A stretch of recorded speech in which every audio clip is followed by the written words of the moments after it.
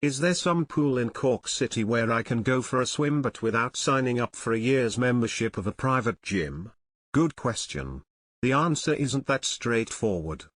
If you check online, Cork City Council says it has 3 public pools, in Churchfield, Bishopstown, and Douglas, but a private company operates all 3 facilities.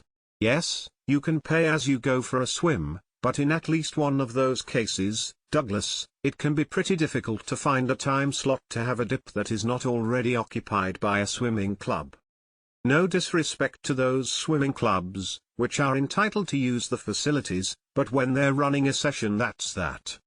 The alternative, as mentioned, is committing to a long-term relationship with a private gym or fitness club, not attractive if all you want is occasional access for a swim. It also excludes those who can't afford to pay that monthly fee, which inserts an awkward element into this discussion: social class. Should something as fundamental as swimming be the preserve of the middle classes through private gyms rather than being available to all through public pools? There's a long history in Cork of the local authority working to provide access to swimming, going all the way back to the opening of the Eglinton Street Baths in 1901, and then the Lee Baths in 1934. The municipal authorities in Cork were able to open the latter facility, an enormous public swimming pool, in the depths of a global depression.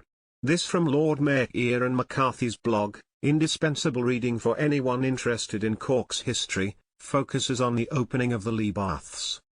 The Cork Examiner highlights several reasons for its construction, especially the city's enormous unemployment problems.